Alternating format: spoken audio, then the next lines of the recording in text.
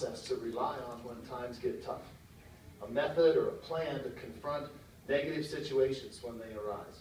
You have to think about this and develop it and believe in it, and then be prepared to use it when the inevitable bad thing happens. Now, last year I mentioned to you that I have a thing I call the head coach's playbook. And the head coach's playbook is something I've developed over the years that gives me a lot of guiding principles to use in my interaction with players and coaches in game situations and in real life. So the first and most important chapter in my head coach's playbook is entitled Choose How to Respond. And it's the first chapter because it relates to the primary lesson that you learn in the game of football, which is to get back up after you get knocked down, to choose how to respond. If there's nothing else to be gained from the sport of football, I tell my players this all the time, is this is enough. The symbolism of getting back up when you get knocked down. This attitude becomes an approach to life, gained by football players through the tough lessons of getting knocked down and then deciding, choosing to get back up. It's more than a phrase, though, about football. It's a life-changing approach to difficulty and to situations that arise, and it can become a game changer for you personally. And the beauty of it is how simple it really is. Simple to understand, simple to grasp, simple to say. Choose how to respond. But it's not so simple to put into action unless you really work at it and decide to commit to it. So that's going to be my challenge to you this morning. All right? To decide that that simple phrase, choose how to respond, is going to become part of your personal arsenal, part of your teaching philosophy, and part of your daily life. And you're going to let it guide you through the tough times that inevitably insert themselves into our lives.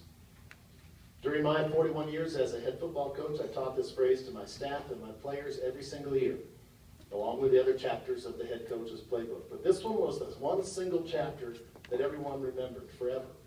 And people have come back to me 10, 15, 20 years later talking about choosing how to respond. My favorite story about this lesson was a game that happened back in 2010. I have to quickly tell you about because it was such a remarkable example of choosing how to respond in a very tense and unforgiving moment. So we were playing against Sac State that year, and I had a redshirt freshman quarterback who had only been in the program for a year, and then starting his second season, he was a redshirt freshman. He started for us by the name of MCEC. Great player. And we had an outstanding team that year. We went down to Sac State. We got ahead 37-10. Probably played the best first half of football that we'd ever played. And we got into the locker room at halftime, and I was very concerned because it was about 110 degrees in Sacramento that day. And we were hot and tired and worn out and really proud of ourselves because we were ahead 37-10. And I was nervous because I knew there was another half of football to play. And the worst thing happened. We went out in the second half.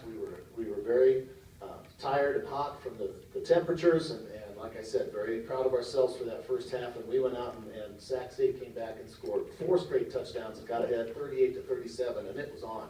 It was going to be a battle the rest of the way. What happened during that comeback of theirs was that our sideline fell apart.